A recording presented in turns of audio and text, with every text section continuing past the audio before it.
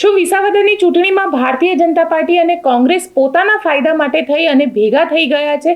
આ અમે નહીં, આ આરોપ આમ આદમી પાર્ટી લગાડી રહી છે. આમ આદમી પાર્ટીના ગોપાલ ઇટાલિયા દ્વારા આજે એક સ્ટિંગ ઓપરેશન આપવામાં આવ્યું અને સ્ટિંગ ઓપરેશનને લઈને હવે ચૂંટણી પંચને કમ્પ્લેન કરવામાં આવી છે. શું છે આખી વિગત જાણીશું આ રિપોર્ટમાં. નમસ્કાર, હું છું ગોપી ઘાંગર અને આપ જોઈ રહ્યા છો નિર્ભય ન્યૂઝ. ગુજરાતમાં અત્યાર સુધી એવું કહેવાતું હતું કે માત્ર બે પક્ષ જ ચાલે છે, જેમાં ભારતીય જનતા પાર્ટી અને કોંગ્રેસ. ત્રીજો પક્ષ અહીંયા ક્યારેય ફાવતો નથી. પણ વિસાવદરની ચૂંટણીની અંદર આજે ત્રીજો પક્ષ છે, એટલે કે આમ આદમી પાર્ટી એ ક્યાંક ફાવતી હોય તેવું દેખાઈ રહ્યું છે. કારણ કે ગોપાલ ઇટાલિયાની લોકપ્રિયતાને લઈ અને ત્યાંના ખેડૂતો તેમના વખાણ કરતા નથી થાકી રહ્યા. તેવામાં હવે ગોપાલ ઇટાલિયા દ્વારા આજે એક સ્ટિંગ રિલીઝ કરવામાં આવ્યું. પોતાના સોશિયલ મીડિયા પેજ ઉપર આ સ્ટિંગ મૂકવામાં આવ્યું છે અને તેમની જ પાર્ટીના એક નેતાને ત્યાંની જ વિસાવદરની એક હોટલની અંદર બોલાવવામાં આવે છે અને તેમને પૈસા આપવામાં આવે છે. આ પૈસા કોંગ્રેસના નેતા લલિત વસોયા આપી રહ્યા છે, તે પ્રકારેનો ગોપાલ ઇટાલિયાનો આરોપ છે. ગોપાલ ઇટાલિયા તો એટલી હદે કહી રહ્યા છે કે લલિત વસોયા પહેલા વાતચીત કરે છે હોટલના રૂમમાં, ત્યારબાદ નીચે આવે છે, ગાડીમાંથી પૈસા લે છે અને પૈસા લઈને ઉપર જે વ્યક્તિ છે તેને આપવા માટે જઈ રહ્યા છે અને બહાર આવીને ગોપાલ ઇટાલિયા એ વ્યક્તિ સાથે વાતચીત કરે છે.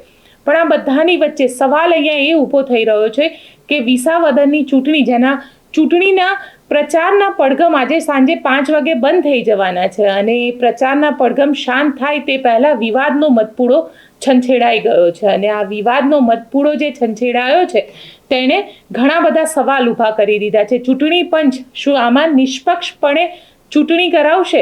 આ સવાલ ઊભો થઈ રહ્યો છે. ગોપાલ ઇટાલિયા ચૂંટણી પંચ પાસે પહોંચ્યા અને ગોપાલ ઇટાલિયાએ ચૂંટણી પંચને એક લેખિતમાં અરજી આપી છે. શું કહ્યું આ લેખિતમાં અરજી આપતા ગોપાલ ઇટાલિયાએ તે સાંભળીએ. આજે સવારે અમારા આમ આદમી પાર્ટીના કાર્યકર્તા, તાલુકા સંગઠનના મહામંત્રી અને કાલસારી જિલ્લા પંચાયત સીટના આ ચૂંટણીલક્ષી ઇન્ચાર્જ એવા હરદેવભાઈ વિકમાને એક ફોન આવ્યો અને એમને એવું કહેવામાં આવ્યું કે તમને પૈસા આપવામાં આવશે, તમે ગોપાલ ઇટાલિયાની વિરુદ્ધમાં આક્ષેપો કરતો વિડીયો બનાવવાનો રહેશે અને એના બદલામાં તમને પૈસા આપવામાં આવશે 5 લાખ રૂપિયા. હરદેવભાઈ વિકમાએ અમારી પાર્ટીના મનોજભાઈ સોરઠિયાનો સંપર્ક કર્યો, મનોજભાઈને હકીકત જણાવી. આ દરમિયાન હું ઓફિસે પહોંચ્યો, મને પણ જાણવા મળ્યું. આ દરમિયાન હરીશભાઈ સાવલિયા અને મારા ઘણા કાર્યકર્તાઓ હતા, બધાને જાણવા મળ્યું કે ગોપાલ ઇટાલિયાની વિરુદ્ધમાં અફવા ફેલાવે કે ગોપાલ ભાજપ સાથે મળેલો છે, મિટિંગો કરે છે, આવી અફવા ફેલાવવાના બદલામાં 5 લાખ રૂપિયા આપવાની ઓફર કરી. હરદેવભાઈ વિકમા એક ખેડૂતનો દીકરો છે, ઈમાનદાર માણસ છે. એણે કીધું કે આપણે આ રૂપિયાનો ખેલ ખુલ્લો પાડવો જોઈએ, આનો પર્દાફાશ કરવો જોઈએ. ગોપાલભાઈ, આપણે શું કરીએ? તો અમે નિર્ણય કર્યો કે આનું સ્ટિંગ ઓપરેશન કરવું જોઈએ. એટલે અમે વિસાવદરમાં વિડીયો કેમેરાવાળા, મોબાઈલ અને વિડીયો કેમેરાવાળા બોલાવ્યા. અમે ત્યાં સૌથી પહેલાં હરદેવભાઈનું રેકોર્ડિંગ ચાલુ કર્યું કે હરદેવભાઈના ખિસ્સામાં કોઈ જગ્યાએ કંઈ છે નહીં. પછી અમે વિડીયોમાં બોલ્યા કે હવે અમે સ્ટિંગ ઓપરેશન કરવા જઈએ છીએ. હરદેવભાઈ પોતાના 2 વ્હીલરમાં ગયા, એની પાછળની કારમાં હું બેઠો.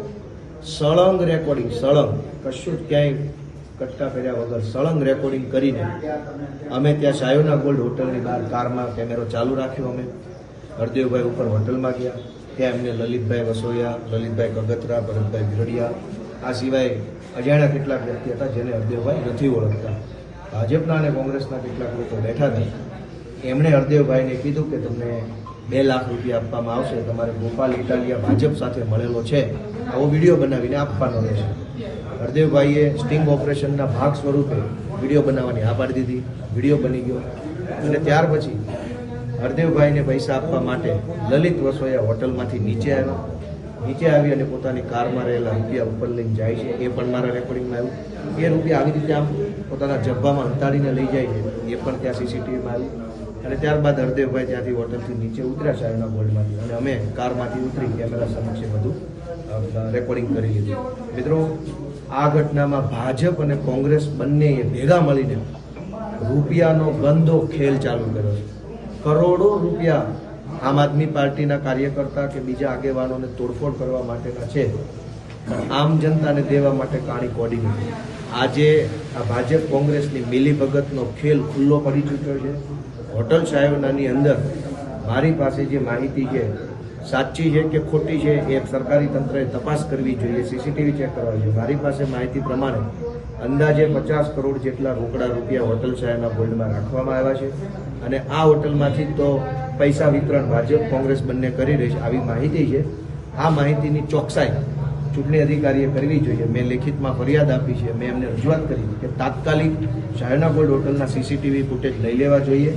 આ હોટલ છે એ કદાચ સીસીટીવી નાશ કરી દેશે તો પુરાવાનો નાશ થઈ જાય. તો મેં રિક્વેસ્ટ કરી છે. અમે હરદેવભાઈએ એક લેખિત ફરિયાદ પણ ચૂંટણી અધિકારીને આપી છે અને અમે આશા રાખીએ છીએ કે તાત્કાલિક 24 કલાકમાં આનું કાર્યવાહી થાય. આમાં ઉમેદવાર ચૂંટણીના પડઘમ શાંત થઈ જશે અને 19મી તારીખે મતદાન છે. વિસાવદરની જનતાએ નક્કી કરવાનું છે કે કોણ લોકપ્રિય છે અને તેમને એવું લાગે છે કે તેમના નેતા બનવાને લાયક છે. પણ અહીંયા સવાલ એ ઊભો થઈ રહ્યો છે કે ભારતીય જનતા પાર્ટી અને કોંગ્રેસ જે અત્યાર સુધી એકબીજાની સામે રહેતી હતી, ક્યાંક આમ આદમી પાર્ટી હવે એવો આરોપ લગાવી રહી છે કે પૈસાના જોરે આમ આદમી પાર્ટી એવો આરોપ લગાવી રહી છે કે પૈસાના જોરે ભારતીય જનતા પાર્ટી પોતે જે નથી કરી રહી એ કોંગ્રેસના નેતાઓ પાસે કરાવી રહી છે અને કોંગ્રેસના નેતાઓ આવી રીતે પૈસા આપી રહ્યા છે. પણ સવાલ અહીંયા એ ઊભો થઈ રહ્યો છે કે આ બધાની વચ્ચે આ લોકશાહીમાં શું નિષ્પક્ષપણે ચૂંટણી થઈ શકશે? આપ શું માનો છો? મને કોમેન્ટ બોક્સમાં ચોક્કસથી જણાવજો અને અમારી ચેનલ નિર્ભય ન્યૂઝને લાઇક, શેર અને સબસ્ક્રાઇબ કરવાનું ભૂલશો નહીં. આભાર.